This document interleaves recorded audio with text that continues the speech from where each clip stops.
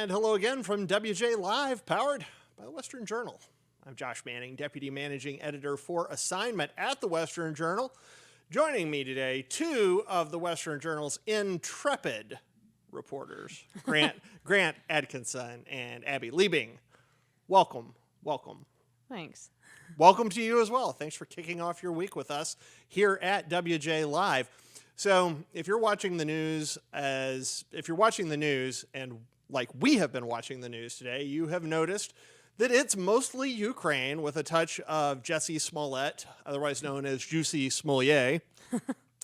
A little bit of talk about Colin Kaepernick, and then more Russia and Ukraine. It's pretty much sucking all the oxygen out of the room right now, and there are no huge developments in that narrative right now. So we're going to be breaking some of this stuff down, and really this may be a more conversational episode than normal because we spent a long time in the prep meeting this morning trying to figure out a narrative that ties all of this stuff together, and we can't find one other than the left is ridiculous and stupid and dangerous. But let's start off talking about word Russia sent over the weekend, where they have said essentially that convoys of military supplies, arms, tanks, anti-tank weapons, things like that they will consider those legitimate military targets. Now, the first thing, and this is a little bit of an overreaction, guys, but the first thing I thought about with this was the U-boats in World War II. Oh, my gosh. And how, so if you're not familiar, the Europeans were getting their clocks cleaned by the Germans, France and England, other Europeans were getting their clocks cleaned by Germany. So we started sending the steel weapons material over, and German U-boats began sinking. They would patrol our shipping lanes, and then they would sink U.S. cargo ships. And this is the same sort of idea, only it's over land. Yeah. And that did not draw us in. Pearl Harbor is what actually drew us in. But I can see if Putin is foolish enough to start unloading on American-owned, American-occupied convoys, right, that's a massive, massive problem waiting to happen, right? It's a huge problem. I'm not really quite sure why Putin seems to be intent on trying to draw the West into this. So is that is that it? Is he trying to draw the West in at this point? I mean, what do we... This makes it seem like it because he's going to attack anything that's American and also anything from NATO. And as we know, everyone in Europe is sending weapons and money to Ukraine right now. So it's just like when you make that bold of a statement, it seems like a really clear, targeted, like, I'm going to get the West and Europe and the U.S. in this war, which just doesn't make sense. It would not be good for him. So that was my question. What's the upside on that for him? That he gets the prestige of a war with the rest of the world? I mean, that... I don't know. I don't know if maybe there's some secret, grand, overarching Russian secret plan behind all of this. I don't know, because logistically it doesn't make sense to set yourself up as Russia against the entire West. This is more sort of Bond supervillain kind of stuff. You would expect Putin to have, set up a base in an inactive volcano or something and be plotting how to get the West into a war with the East, or at least with Eurasia. I feel like it's more of a pride thing than anything. I feel like he is just upset that America is trying to put sanctions on him, is trying to stop what he's doing and what he sees as, his duty to do for Russia. And so he's like, you know what, I'm just going to do whatever I can to hurt them back. And I don't want my pride to be hurt, so I'm just going to fight back. I don't know. Like you said, I don't think there's any reason for him to want to draw the West in. So I tend to think that it's less that and more just him thinking that anyone who crosses him should be destroyed or should be punished. So is it just Putin's calculation then that Biden's weak? So why not? It's kind of brinksmanship, Biden probably won't do anything. I'm going to start taking out convoys. I think so. I think that's, maybe the only explanation. I think it's also Russia seems to be a little bit in a panic mode of things still, I don't think anyone is super clear on why they attacked Ukraine and what their end goal was. But, I mean, things are clearly getting messy as we're getting to the third week of the war. And they never thought it would take this long. Yeah, they never thought it would take this long. So I think that we're just kind of in like a panic kickback mode from Russia of just like, well, okay, we're just going to start throwing punches everywhere now because we don't know what to do now. So we have several veterans in our newsroom whose opinions I really highly value. And I was asking one who was in the service for a very long time. I was asking him, look, is it the case that what if we've been drastically overestimating Russia's military for years? What if this is the best they can do?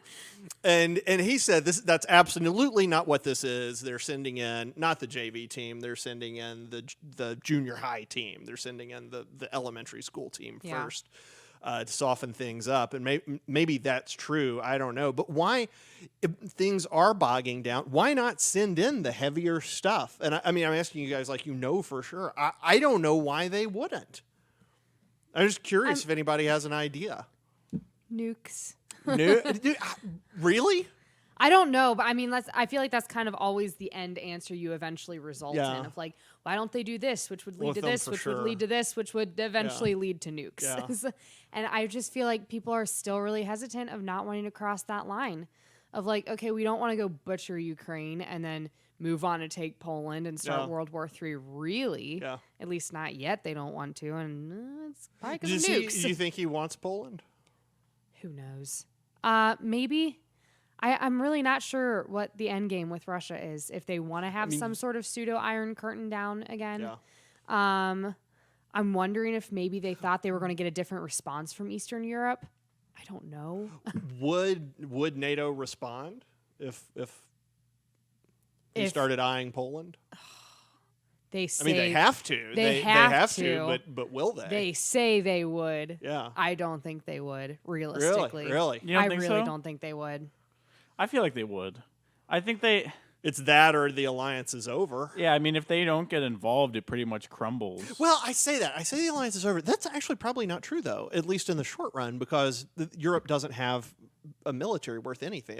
Well, the British do, but otherwise, they've counted on NATO and essentially our presence there to keep everything stable. So if he were to go into Poland and NATO didn't respond, I'm not sure NATO actually would disband, because what's your other option? If there's no NATO, there's nothing. There's nothing. So I don't think NATO would disband. I think it would just kind of be like, oh, well, there goes Poland. So do you think, but they'd have to draw a line after that, right? I feel like after that's Poland. it. Once you start, the Poles get screwed yet again. Once, I feel like all of Europe, if you look at the history of Europe, just has like this continual, you push through Eastern Europe. No one wants to touch the Balkans in Eastern Europe because it's so complicated. To this day, it's still so complicated. And I feel like it's only once you get past Poland that the rest of the Europeans are like, oh, okay, this might be bad. Yeah. Because up to that point, it's like, let Eastern Europe kill itself because that's what it's done since the beginning of humanity. But Western Europe's done that too. I mean, that's just kind of the nature of Europe, right? Is that the only thing that kind of brought them together was the Iron Curtain dropping. But I mean, before that, I mean, that's what World War I was. That's what World War II was. Before that, there were exclusively European wars going all the way back to Rome. Well, yeah. I think this is something where Americans we need to keep trying to conceptualize what it's like to live right on top of each other, because I don't think Americans, we count ourselves as part of the West. We are, but we do not know what it's like to be a European nation that's just smashed in with 100 other European nations. And this is, I mean, what Russia's doing is really predictable, because it's what Russia's always done, because there's always people living on top of Russia who's living on top of the rest of Eastern Europe, who's living on top of Western Europe. And it's just... That's just kind of how humans roll. That's a great point. So we're based in Arizona. Arizonans and people who live in Missouri and people who live in South Carolina, they don't have everything in common, but they have an enormous amount in common. Right. As opposed to people who live in, say, Ukraine and Hungary, and Portugal. I mean, those are radically different places. Radically different. And, completely. And imagine trying to live in that space with so many different factions. And, well, that is why they've been at war for forever. So, so you said nukes a second ago. That made me think about a piece I saw this morning where India is saying that they may be interested in buying discounted Russian oil. That perked my ears up because, we've been curious about sort of a Sino-Russian détente of sorts, right. where the Chinese and the Russians draw closer together. Maybe is India interested in that too? That's what I'm curious about, because that's another nuclear power in there. And so then you've got with India and China, what, 3-ish billion, 2.5, 3 billion people, something like that, plus Russia. I mean, that's a sizable chunk of the globe, of global population. I mean, are we looking at an axis like that forming? I could potentially see that. It's a very hedged answer. We might be seeing that. We Could might. be. I don't Might know. not be. We I'm not might sure. Not. No, I don't think that's outside of the realm of possibilities, because on an economic scale, I don't think that there'll ever be a, strong enough sort of military alliance. But I think on an economic scale, it would make sense, especially for China and Russia, to get cozy, which they have been over the past 3 years. They just keep getting closer and closer and closer. And India, I mean, poor India. India's just on the train for whoever can give them the cheapest stuff. Yeah, I don't think it really has to do with them creating some sort of giant alliance. I think that they just want cheap oil. I mean, I think India just, whenever they can get something discounted, they're going to do it. So, I mean, that's what it seems like. So, Well, As most of us would. yeah. Yeah. I mean, it's like, they're shopping the sales. I mean, I and can't the blame clearance them. rack. We said that when Biden said he wasn't going to buy Russian oil anymore, we said, okay, well, someone will. It'll be China, or it'll that's be exactly India, right. or it'll be somebody. India came a knocking. So, I mean, that's what happens. Yeah, and I don't know. I guess I'm not trying to speculate that there's a forthcoming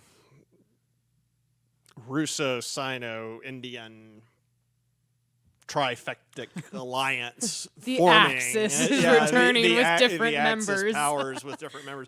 Yeah, I'm not trying to imply that. It is an interesting thing, though, with that kind of population. And, I mean, I'm not positive just how interested in Western values, particularly interested in Western values, India is. No. India is interested in India and its realm. Yeah, China's not interested in them. Russia's half, they're stuck in the 1800s, I guess. If that. So, I don't know what you make of that. So another story floating around today, which I thought was interesting, and we're in the process of trying to suss out whether this is true or not. ABC News reported it as true. At least one fact-checking site has said that it's not true, but it has been reported that Russia has threatened to split apart the space station. There are 2 cosmonauts up there right now, and we have an American astronaut up there. And the Russians have reportedly said, well, what we could do is just take our space station and go home, detach their portion of it, take their cosmonauts home, and leave an American stranded in space. It's literally like a toddler. It is. It is. Well, fine. I'm going to pick up my cars and I'm going to go home. I'm going to take my space station home and I'll play with it by myself. Yeah. I mean, this is so obvious, but it's so unfortunate for that American astronaut. Like, he didn't do anything. Like, he's not a part of this in any way, and he's just gonna, like, what if he's stuck up there? That and why is horrible. it him and not Mark Kelly? I mean, honestly, a completely useless person. Stick Mark Kelly up there. Yeah. So, maybe Elon Musk and SpaceX would come to his rescue. I don't know, but the ridiculous rhetoric coming from both sides right now is remarkable. And the Russians, we were talking about this earlier. We weren't going to talk about it on the show, but the Russians, their propaganda game is very deep. And right now, they say it's been they say it was leaked. Well, yeah, it was super intentionally leaked. That the Russians are saying they need more Tucker Carlson and more Fox News in their propaganda because it's so good for them. which, if you have any sense of history or know the Russians, they completely know what they're doing there because they know that is going to drive Democrats absolutely nuts and give them another target for conservatives. So again, it's just more of them trying to pit Americans against each other, which is what they've been trying to do since the 30s anyway. Mm-hmm. All right, so let's shift off of Russia for just a minute, and let's go back domestic and talking about other just complete wastes of money and energy. There's Colin Kaepernick, and Kaepernick has been out and about saying new things about slavery and saying stupid offending people who never owned slaves and all of whom are completely against slavery. So I think we've got footage of that, but I don't follow sports. Perhaps one of you would like to intro this. Yeah, so this happened a few months ago, if you remember. Colin Kaepernick came out with his brand new Netflix special that absolutely no one was excited about. I didn't know he had one. Yeah, it was the most boring thing ever. I truly did not know. And it was called Colin in Black and White because he's both black and white. Oh, so it's very artsy. Yeah, we love that. And so he, in this series, made a clip in which he compared the NFL draft process, the combine, and the whole process to the slave trade. And I think we have that clip that we can show here now. Obviously, that's one of the most ridiculous things that has ever been put on Netflix. I'm sorry, I can't stop laughing. That's terrible. I am speechless. It's bad. And we have covered it. We wrote stories about it when it happened. This was back in October. It's terrible. He's been trying to get, by this logic, he has been trying to be enslaved for years. Well, that's exactly what people are saying. And they won't take him. They won't take him. That's exactly what the new development is that he posted a video this past week of himself working out and saying, "Oh, look, I'm so ready to be an NFL quarterback. Gotta get back in the slave trade. Back in. Maybe the slavers will take me this time." He posted a tweet on March 13th, and it says, quote, "For the past 5 years, I've been working out and staying ready in case an opportunity to play presented itself. In case I got the chance to be a slave. In case an opportunity to join the slave trade presented itself, I am grateful to my trainer who I've been throwing to all this time." Grateful to the guy training me to be a slave. So he's got people training him to be a slave. He's so excited to rejoin the slave trade. And it's dude, I am sorry. I did not know slavery was that. I didn't know you could make that much money doing it. Yeah, so like the worst. I was totally wrong about slavery. The this worst whole time. paid slave. It is makes lucrative. Like well into six figures for the worst paid slave. So that's pretty good. They are, man, outclassing me. That's for sure. They're That's doing pretty Poke well. and prod me and enslave me all day, please. What a fraud! What a fraud! I don't disgrace. I don't understand how he thinks that he's going to make a Netflix special that says the NFL is slave trading, and then he's going to say, "I really don't understand why no NFL team wants me to be on it." Like, how does that make any sense? I don't know what world he lives in. I don't know. Maybe he thought his Netflix thing was satire. I don't know. He thinks he lives in, to borrow the date from these idiot New York Times people, he thinks he lives in 1619 somehow. He has got some narrative where he has been oppressed. I mean, the guy has made more money in a year than I will make, in I don't know how many years, maybe my whole life. I don't know how much he was paid. And he has accepted some kind of a narrative that he is disenfranchised, and that the thing that gave him all that money is similar to the slave trade. It's obnoxious. It is. That's a great word. It's obnoxious, and it's a slap in the face to anybody who does struggle because of their ethnicity or background, aka people like the Uyghurs or yeah. I mean, it's just a mockery of people who are actually persecuted. Yes, people who are actually enslaved and guess where? In Africa, in the Middle East. Yeah, that's where it still and in the Far East too. Yeah. That's where it still happens. I mean, seriously, you want to compare your, I hate the word privilege, but I suppose your affluent, not even affluent, you want to compare your magical life to the lives of people who are enslaved, literally in chains, being beaten, being brainwashed, being some of whom being forcibly impregnated, some being forcibly sterilized. I mean, it's like you talk about it being like a toddler with the space station. It's like a toddler because he clearly wants to be in the NFL so bad. And the reason that he's so perturbed is because the NFL won't let him be in it. So he's like, you know what? I'm just going to pretend I never wanted to be in the NFL anyway, and they're slaves. But then the next day, he's like, oh, actually, I still want to be in the NFL. It just keeps going back and forth. And that's slaving. If I can get back into it. It's like psychotic behavior. Yeah. And, well, I mean. Pathological stupidity, because stupidity is, you keep doing the same thing again and again and expecting different results. That's literally what he's doing.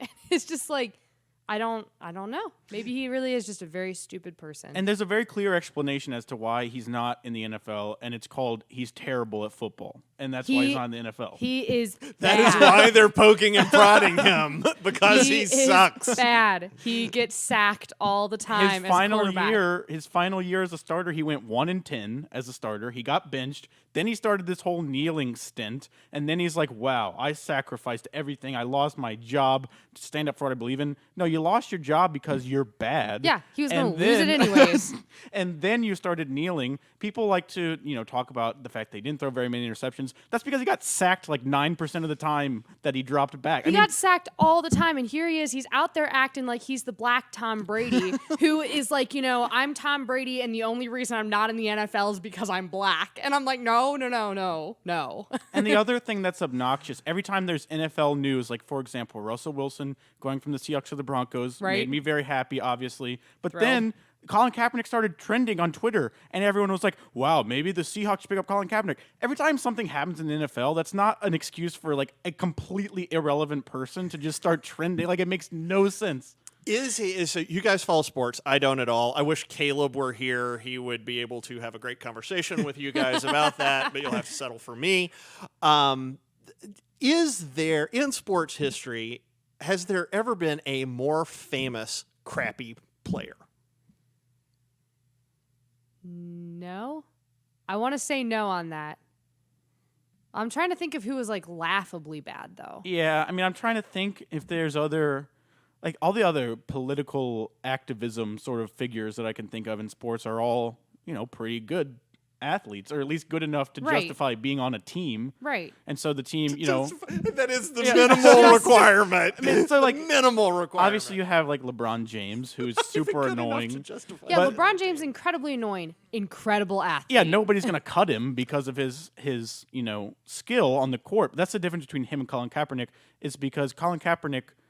It's a trade-off. I don't think that the Los Angeles Lakers are sitting there and they're super happy about all the stupid things LeBron James puts on Twitter, but they're willing to put up with it because he's like the second greatest basketball player of all time. Right. When you have Colin Kaepernick, who's a third string, maybe second string for like some crappy team caliber quarterback, they're not going to be willing to put up with as much because he's not, one of the best players in the league. Exactly. By his stats and just how he played the game, he would have been, the guy that not many people know outside of NFL fans.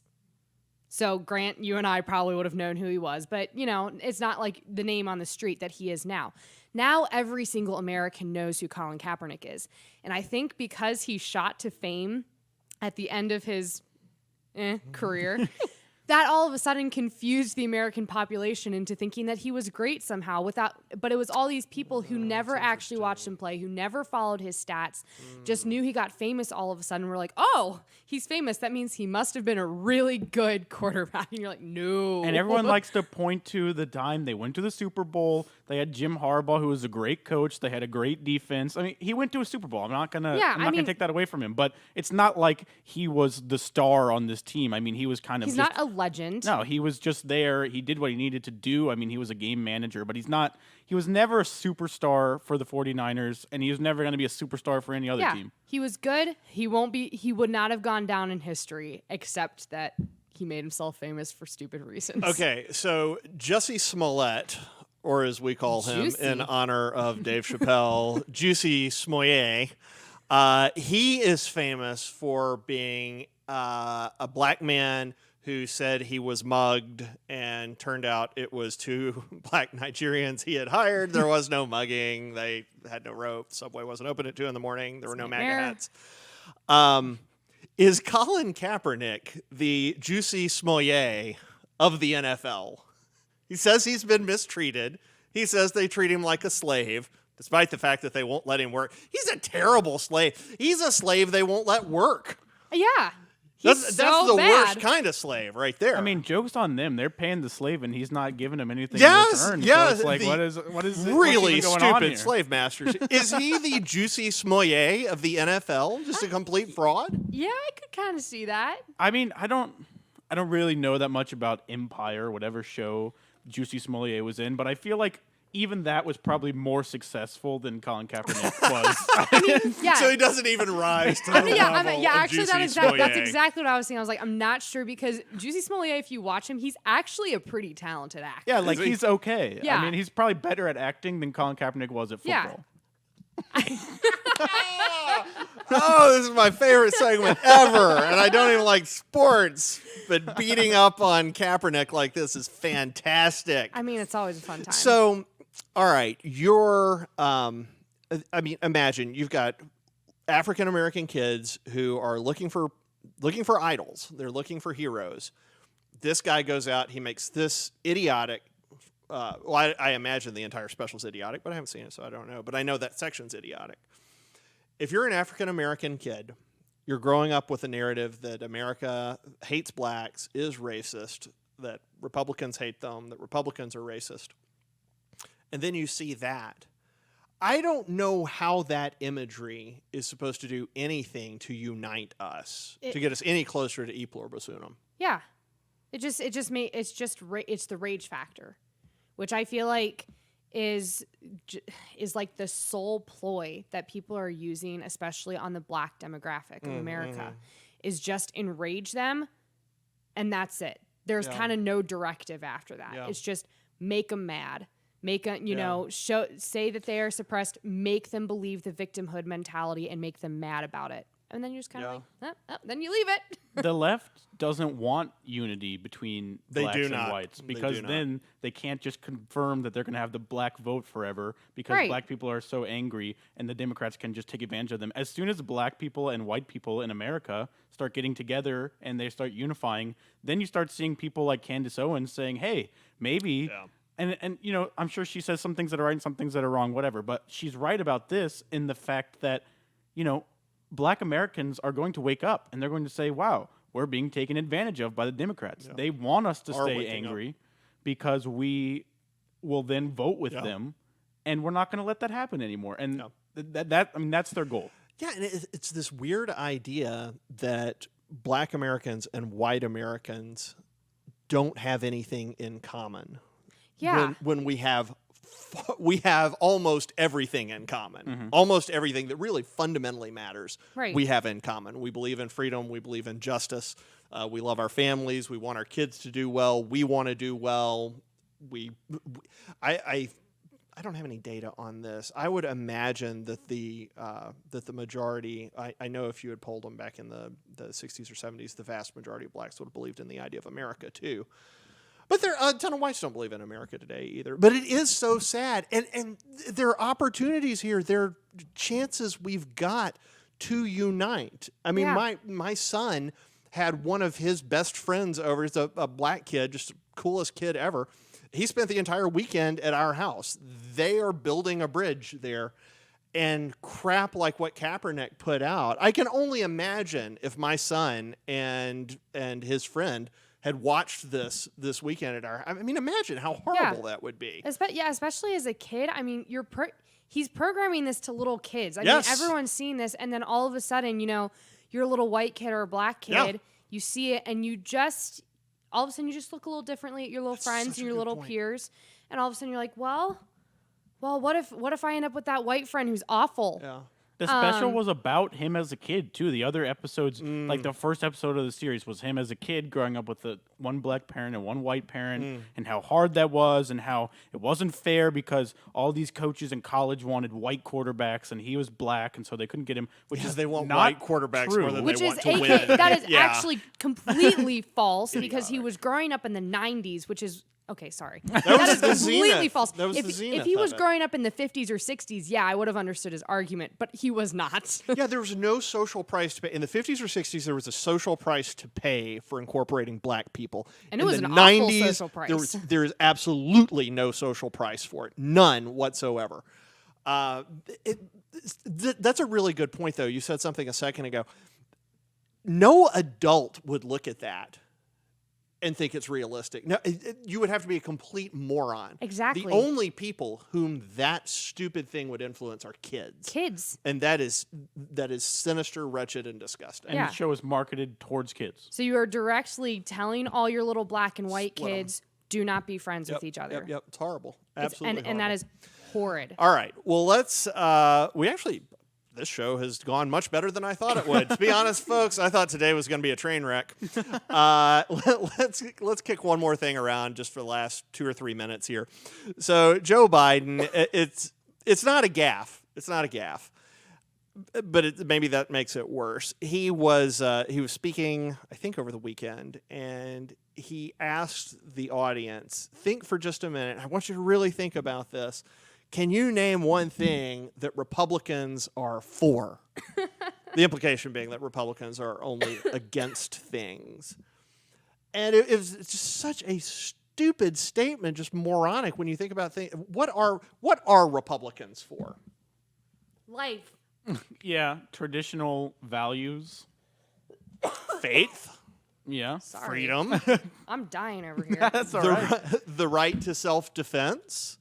The rights of women to defend themselves, the rights of babies, children, the right to not have to put a vaccine in your body if you don't want one, the right to choose your friends, where you live, what you do. Yeah, the right to choose anything without the government having to come and be a part of it. Yes. The right to lower taxes. The right to believe what you want to believe, even if it's stupid. We're actually not for outlawing stupid thought. Yeah. The left is for outlawing all sorts of thought. Well, they're for outlawing thought that hurts their logic. Yeah. We're actually kind of for that thought, though, because it just sort of shows them how foolish they are. Go ahead. Yeah. No, I was just going to say what Biden says just doesn't make any sense because it's like, What? Nobody believes that. It is one thing when you're using demagoguery and rhetoric that's kind of halfway believable. Like you kind of squint at it the right way and you're like, I kind of see the point he's making. There is not a point to be made there. Yeah. That's nonsensical. It would be like us saying, well, tell me something Democrats are for, or tell me something Democrats are against. Well, they're for and against all kinds of things. And so why do you deploy a line like that? Is that just his own incompetence? I think it's got to be his own incompetence because he's not a good speaker or thinker. Well, he used to be a really good speaker. He really did. Now I think he reaches for a line and whatever he grabs comes out of his mouth. I was thinking about this when I was watching him. And he was speaking to the House of Democrats at their little retreat, which everyone got COVID from, and it was great. Was that the retreat where they were supposed to have the drag queen? Yeah, they're supposed to have the drag queen. Pinky Bunny, something like that. 4 fully vaccinated people got COVID, so that was a whole great... I didn't know that. That was a problem. Super awesome. But when I was watching him, I was thinking, I feel like he really does remind me of like a grandfather because he has these ideas in his head, and like sometimes he'll say something... And, like, I can kind of see, like, where it's coming from. I'm like, I see what he's trying to say, but he's just, like, he can't get there. He just can't get to what he's trying to say. He's, like, almost there, but not quite. Yeah, it's almost like those typos when you're texting someone really fast. And, you put, like... It's a bad autocorrect. It's basically like autocorrect. And you put autocorrect. The instead of then or something. Or like you just mess up your words, but like the meaning is still pretty much there. sort of, Yeah. but then you're also sitting there like, well, it also could mean this other thing. I'm not sure. Yeah. Yeah, it's like bad autocorrect. And I mean, he is our president. Americans are willing to cut him a little bit of slack on that, and that's fine. But you know who's not willing to cut him any slack on that? Every other world leader out there, especially ones with an axe to grind against the U.S. Yeah. And that's why Joe Biden is almost as dangerous as Abby's cough. I know. Goodness. Almost. I'm dying Speaking over of here. COVID, yes. All right. That is it for us. We're going to get off the air before Abby actually does die on air. I'm just going to keel over now. Thank you for joining us today. Remember, we're here every Monday, Wednesday, and Friday at 5 p.m. Eastern, 2 p.m. Pacific on wjlive.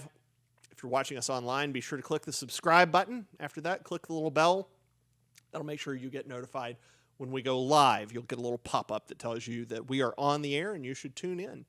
I've been telling you this, guys, for a couple of weeks now. We are being heavily throttled by Facebook. They are crushing our traffic. We are a small family-owned company, and we need your help. If you feel led, we would love it if you would go to westernjournal.com/join. That's westernjournal.com/join. There's several ways there that you can partner with us to really support the fight against the radical left, the fight for the truth, the fight for America, and the fight for the gospel as well. All right, that's it for us today. We will catch you guys on Wednesday. Until then, have a great start to your week.